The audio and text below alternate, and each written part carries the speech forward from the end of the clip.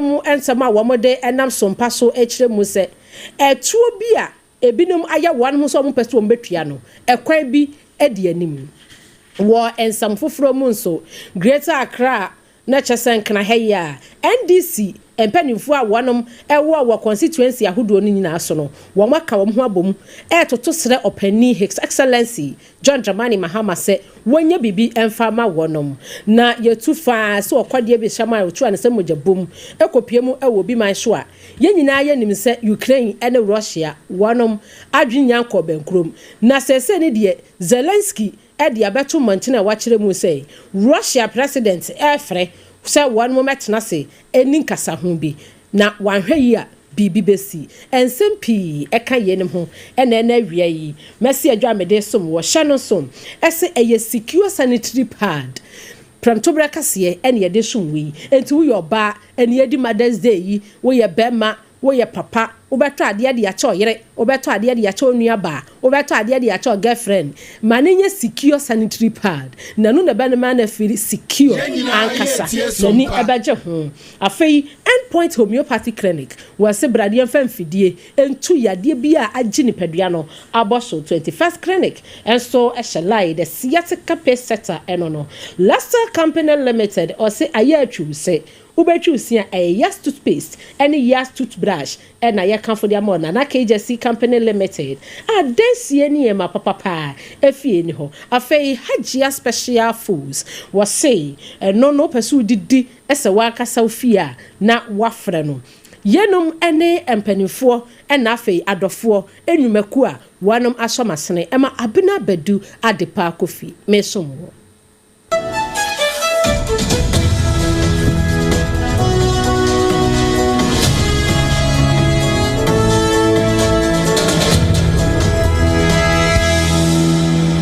abusia ye free samno ase ade ama na ye money diga emfa emao na ye nyina ye nim se afibia no ye yi eda ebaako esi honom na ya maame mma ye nuanom emma ya ma wonom enso enjoy enti enjoyment eye Mother's Day na some Mother's Day yi ene nationwide wupie babia eye May na May no eye kotoni ma wosome no aya na etai esi ne kwasi ada etoso mienu enti wo mobubu na ekrakra na ehwa asrada no se de tie no eye ne enesie na enei eye happy Mother's Day ayede kwam obi enti His Excellency John Dramani Mahama Ghana mampenini enso ede efisiapa ensem ena afa trin kwansem ede ama omai Ghana konkron emu ma nyina se ema ebo wanom ho modene pa na opanini ensem a wade ekwato ni social media eno so say wo wehye ema nyina wanom ewo Ghana fa na nyina no wo wehye wanom happy Mother's Day pa esa wanom eboa ama amamu a wobu no ayafo ede ama no afei sede ema ene wo mabusua eso ndc ema nyokomu ama adwuma no etumi akoyie bi ama wonom ti wo wehye wo mu nyina good luck pa abio nso opani ade atudwa wachire mu sei sede ema bo won homodene abua se bre ne bra no wo mma ebetumi enya hoden wo mma ebenya nuane padinti yasole akukuhwiase ena yefamu wo bo ma wonom etimi eye adwuma yie responsible mothers wo bo wonom abaso said His Excellency John Dramani Mahama Nesamua wade etu ni social media so etire mu bio essay se enne dakase ye se eda kakraka enti seyi se yedi man nyina da ni wura mfi wano ankasa ni chochomucho Mami Lodina Mahama afei yani ankasa ye vice president Professor Nana Jane Opoku Ajamai afei ebe bia wo so uyo ba mu uyo ba sima a secure sanitary pad e na abose winyan enya manuposon kwade a His Excellency John Dramani Mahama said, "Oma happy Mother's Day pa." Na afenso mommo mo hosem batumi abo adwumadene na motumi dia bo NDC amanyuko na afei oma konkro Ghana said ye beya Ghana so betumi afra dumu akwadumu isan se emanimu a ye didi enye ye emanimu a ye kwa ye ntumi nko ni nyina ensem eno ode asumye na ono ne de na fishia pansam ema mawie ye no ena ne yere Mami Lodina Mahama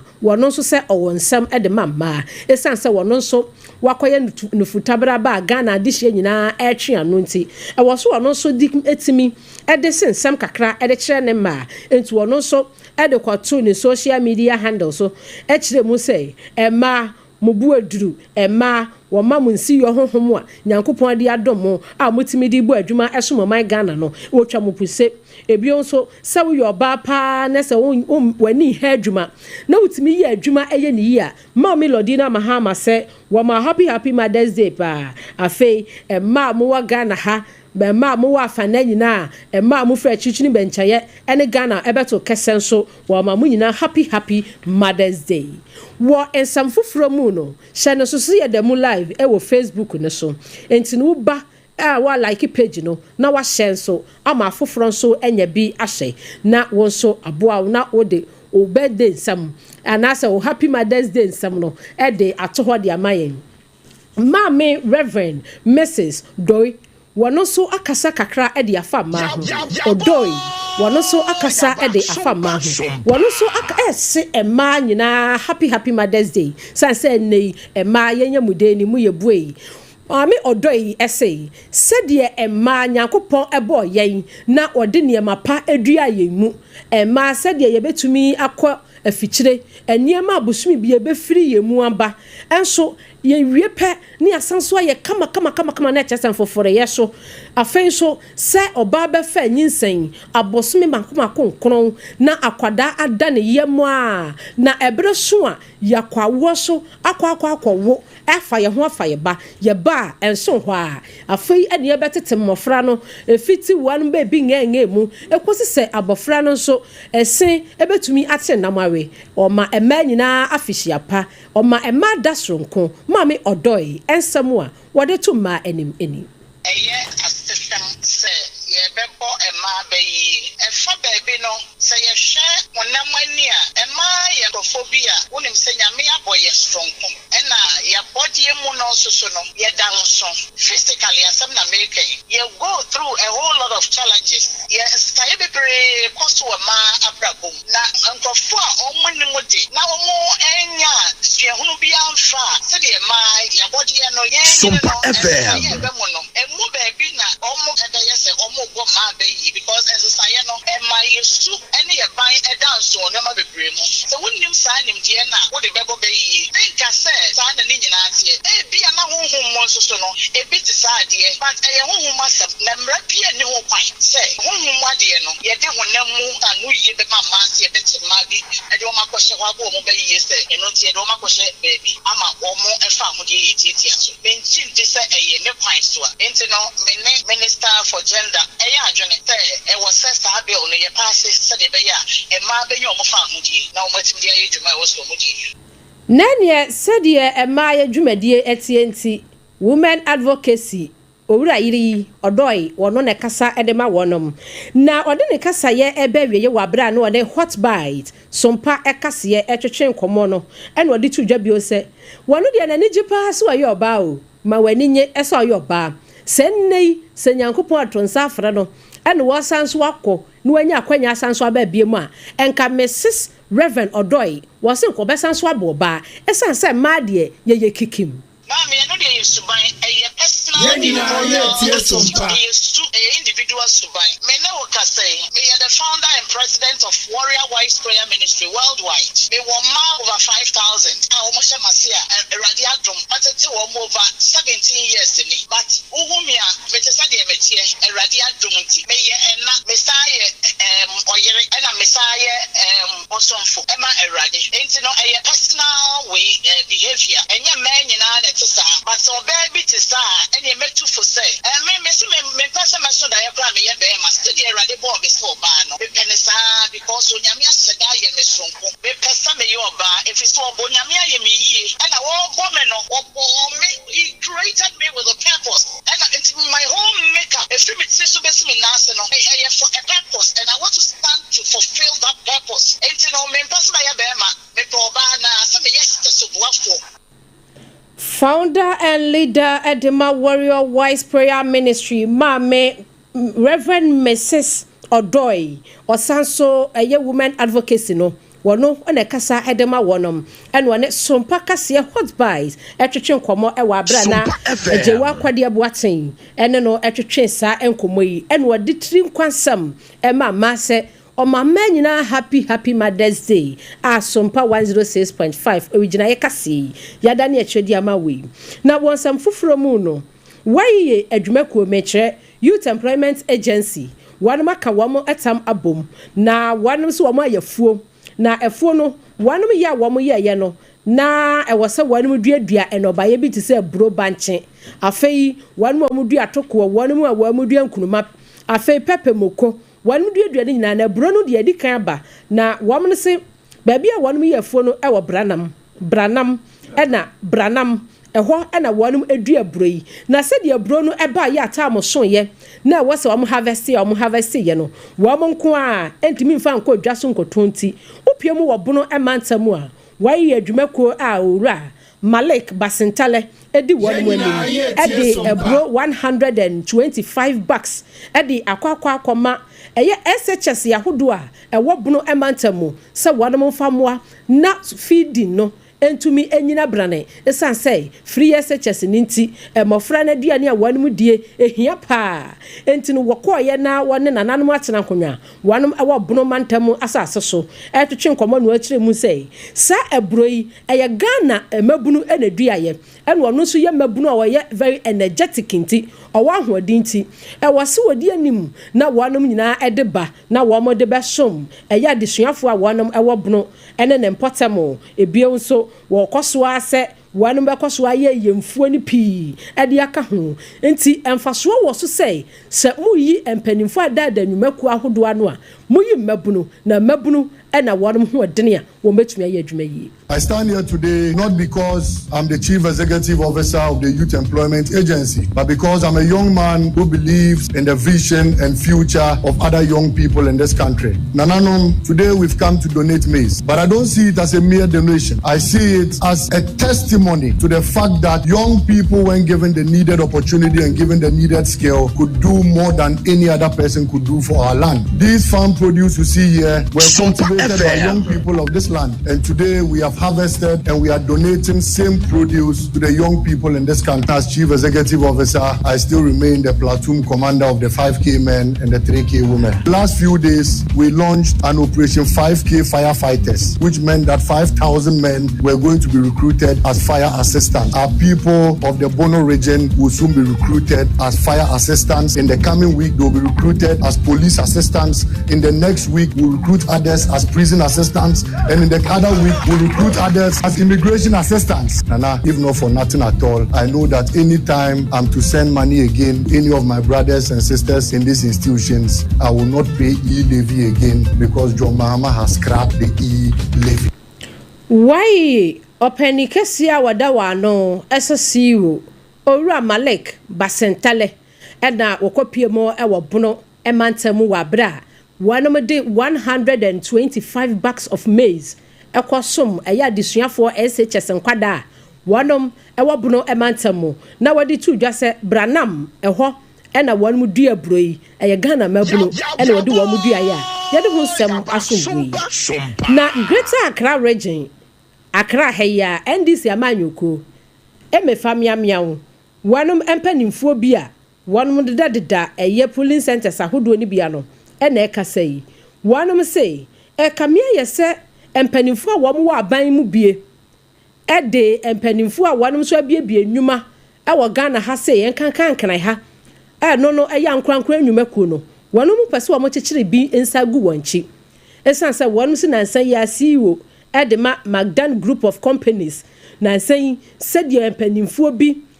de se no woni nnwuma no ho said your pese adwuma no said your one pese wo mo ye no ema no wanom se enye nika afei wanom ankrankran wo mo biebie nnwuma nso ekwan a empanimfuo bi a ye di position kakra bi ede ama wanom pese wo mo gina sa position so na se tumi a ye de ama wo mo so ebo amanfo hanya bata ninti wanom toto sere Ghana mampanini His Excellency John Dramani Mahama se wane ne mpanimfo no enkasa wo mo da nnwumaku ahodo ano opani a wono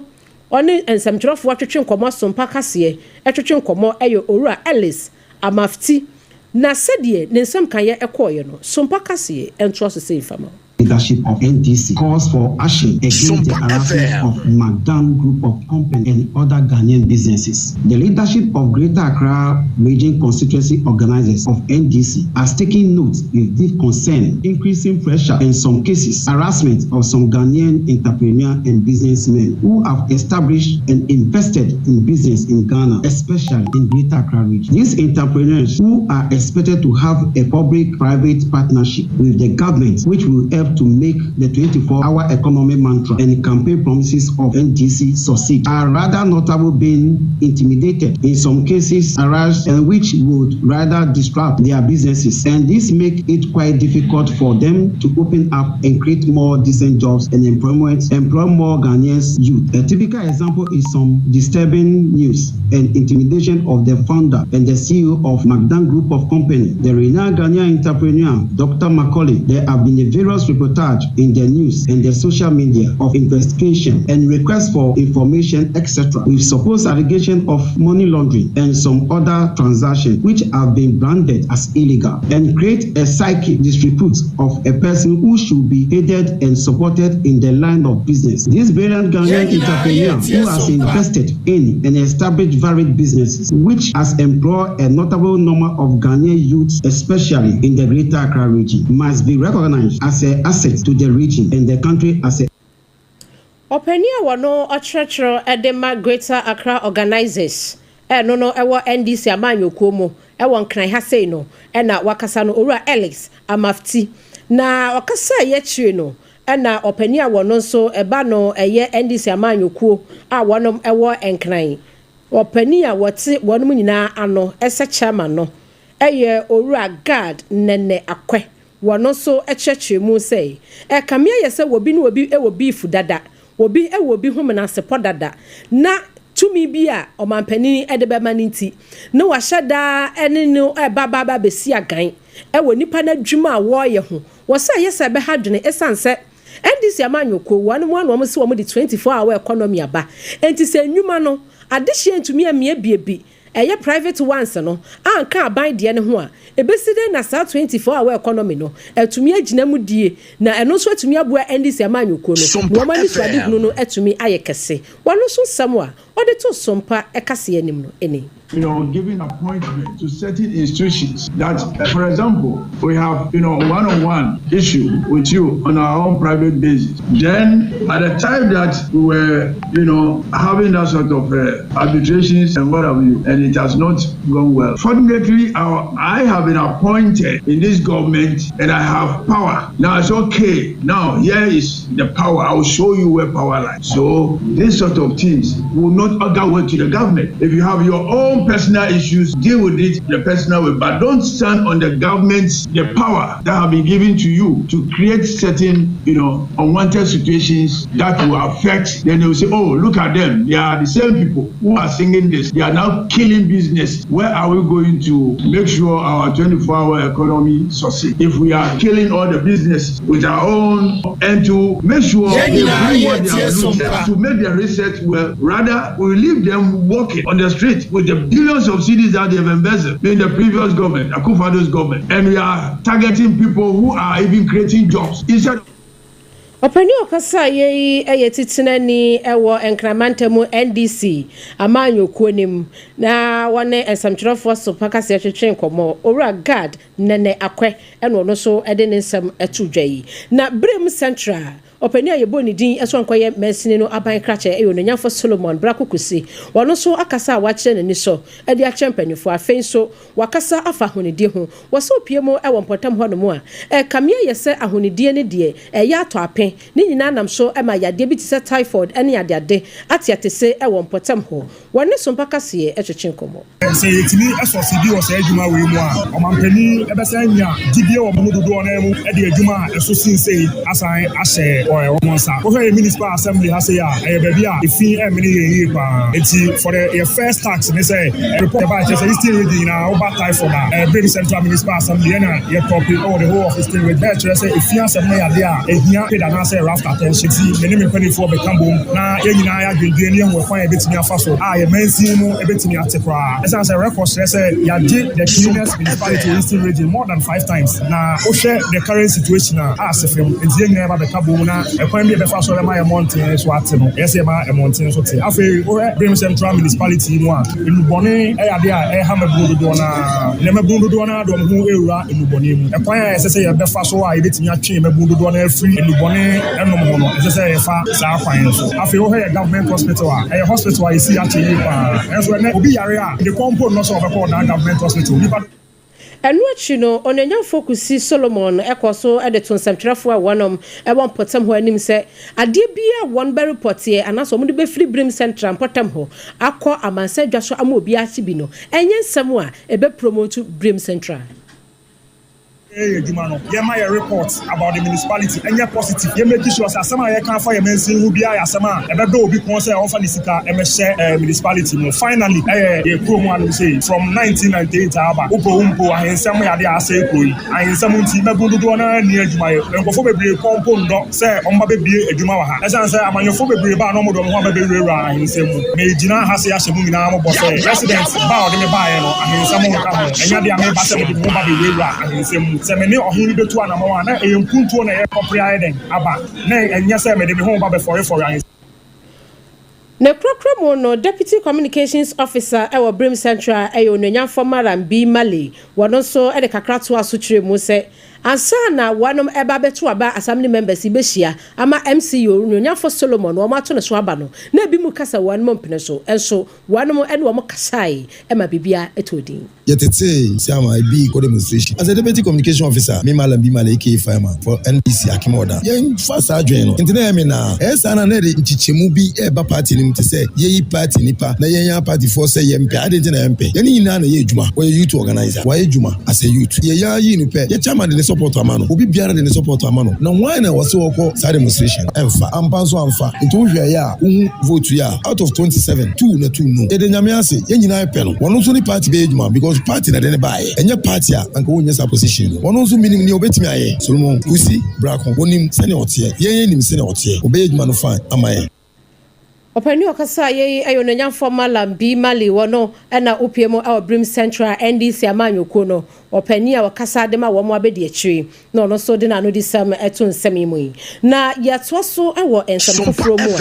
GRA empanifo na ebo amane Commissioner General Edema Ghana Revenue Authority Owura Anthony Sapon wakasa acheche mu se value added tax no said ye wonom system no ehonsem kan ye eko enam so ema wonom tax administration no emkofo bi e kan honsem se emboa ema economy no ase ebi mu entuatua bi ene ade no owura yi no Sompa kase ya atwetwe komo acheche mu ekwan ya wonom faso ama eto na ye jeje no wo matumi ampa ho pomasibre papa ebi nso omo a wonom ayo madwene se wo muntua no so ekwan wo ne bo mbefa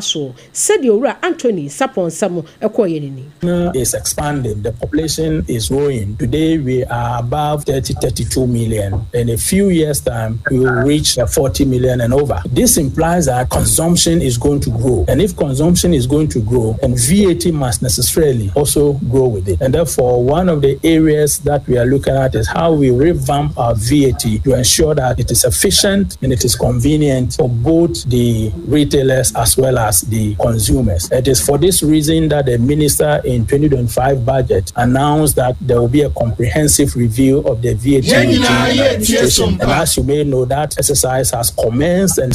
coming to its almost its end. We believe that the recommendations that will be made will guide our minister to come out with the right policies. And we, as the tax administrators at GRA,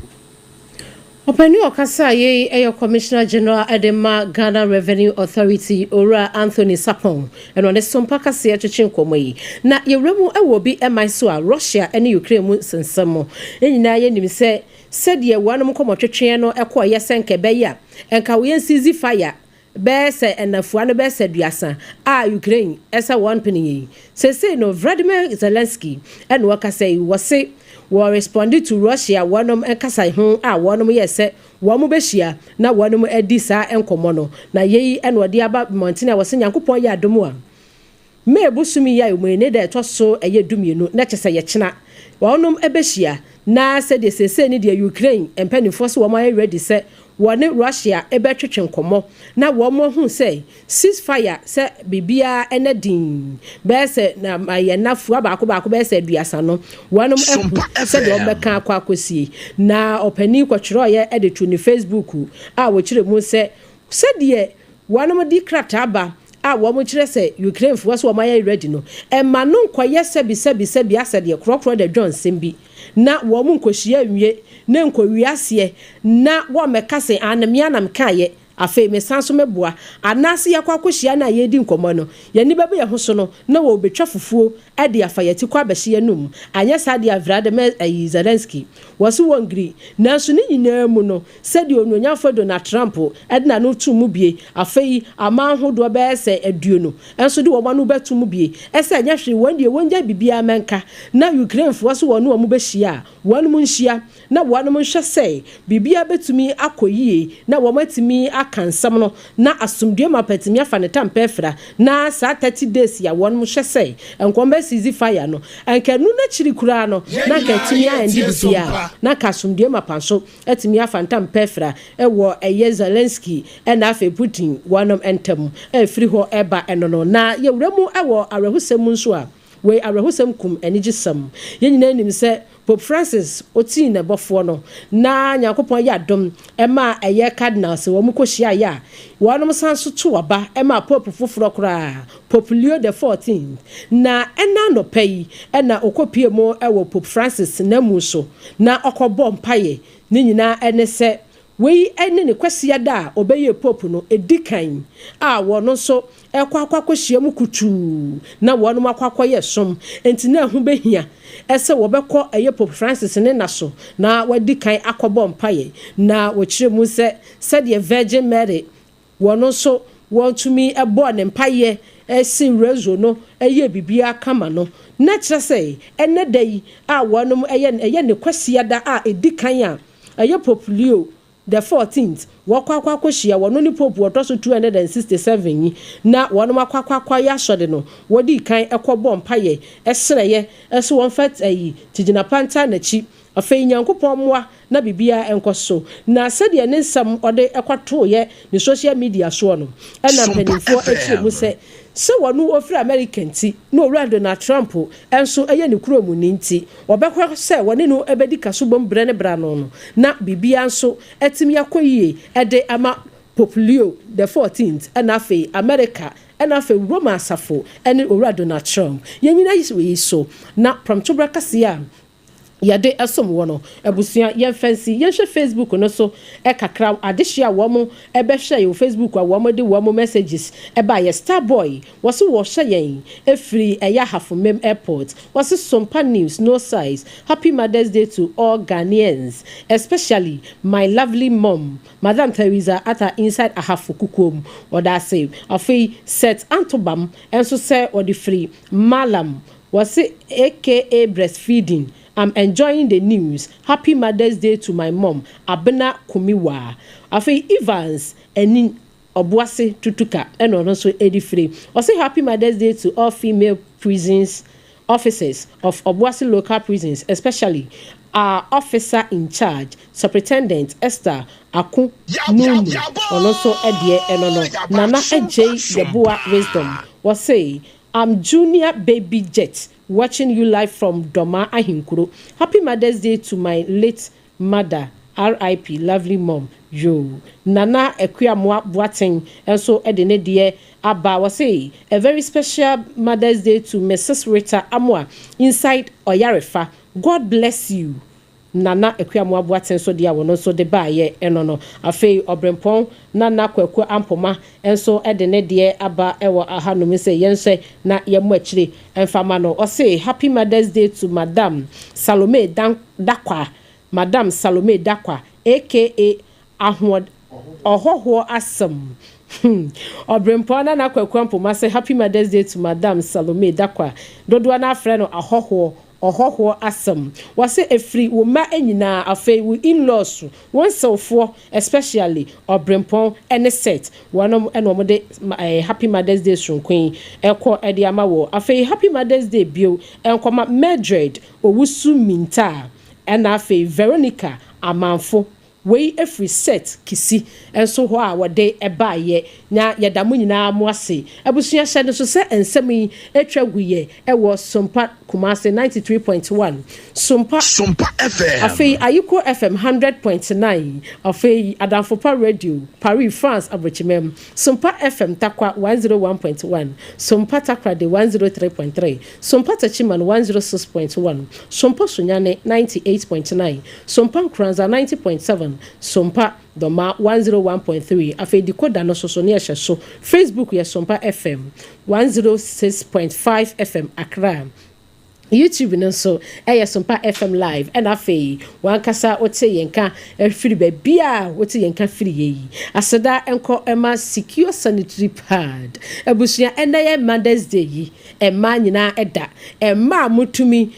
bosomeso ema muhu nanim ne de mesrawo wo bo na wabo secure sanitary pad afei wo ye bema wo kodwa so and no be surprise o yire a ade bia obeto de amani bia no make sure so obeto secure sanitary pad e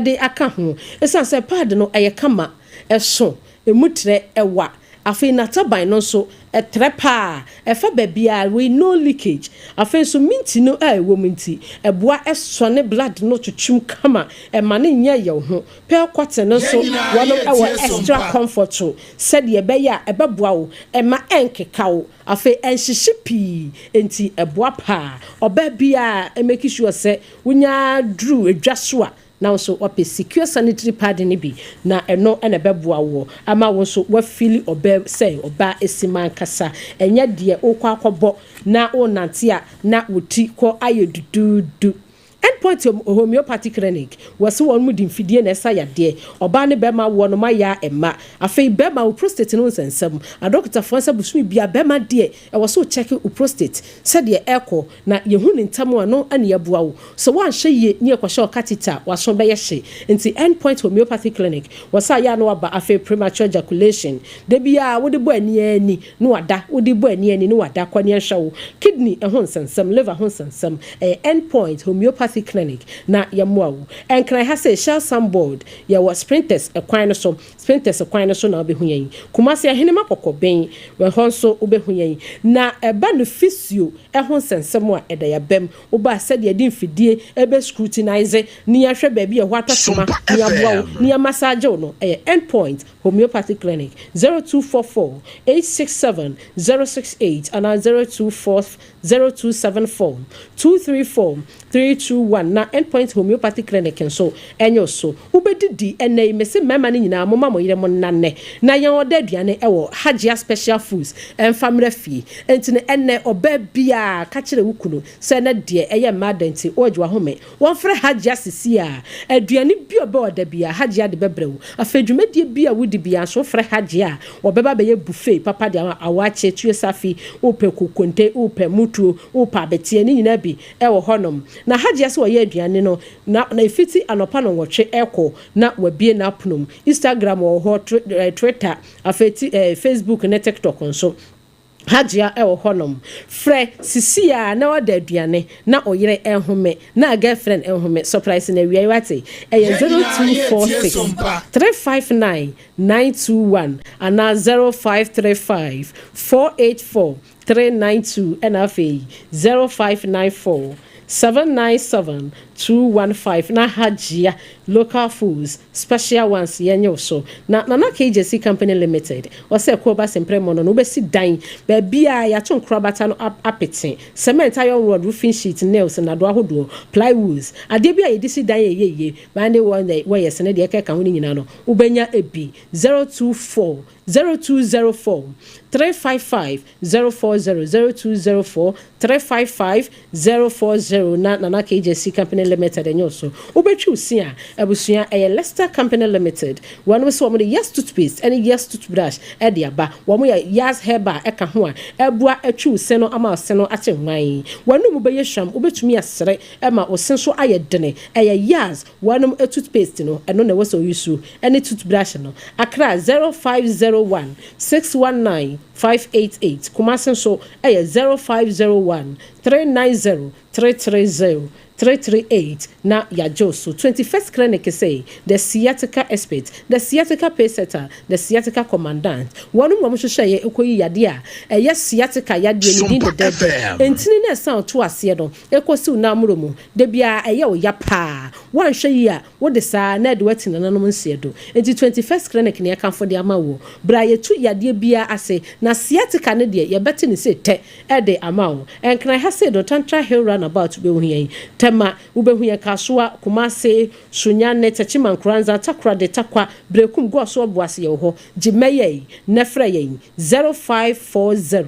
311 311 0540 311 311 na wasevini se 21st clinic the sciatica pacesetter busu ye na ya da mo ase ye ma mo happy Mother's Day sonko a woji brani adaji etie sompo wigina ye kase yi madase Abena Badu Adepa Kwofie makraw